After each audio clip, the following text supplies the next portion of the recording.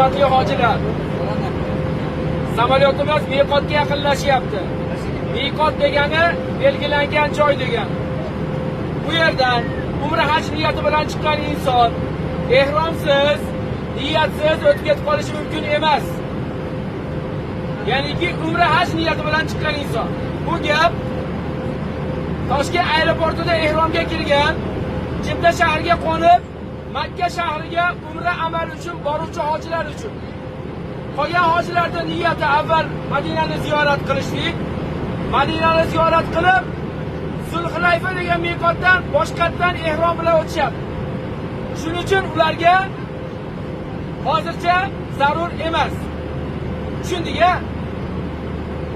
Men niyatni aytaman, takrorlab niyat qilib olamiz. Bismillahirrohmanirrohim.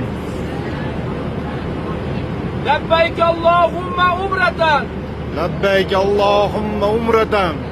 Allahumma inni uridul umrata fataqabbalha minni va yassirha li. Ya'ni ki qisqacha ma'nosi, ey Allohim, men umra amaliga kirishdim, bu amalni menga oson qilgin va dargohingga borganimda qabul ayla.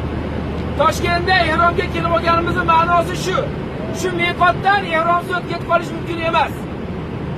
Shuni tushunib oling. Agar miqotdan ehromsiz o'tib ketib qolsangiz, umrangiz umra bo'lmaydi, yoki jinoyat qilgan bo'lasiz.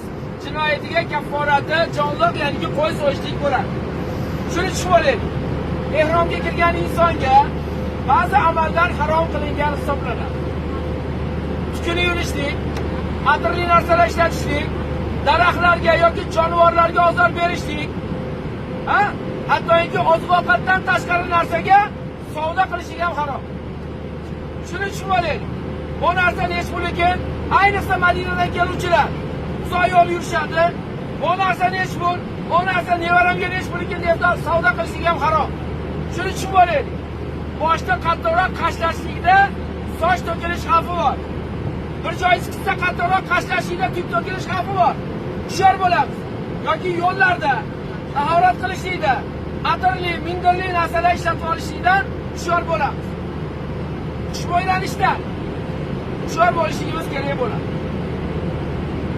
Alloh subhanahu va taolo aytadiki, meni baytimga ko'zi tushgan bandamning ko'zi do'zax otashiga tushmaydi. Amin. Bu ulkan va'da. Ya'ni ki bu maqbul ibodatlar uchun.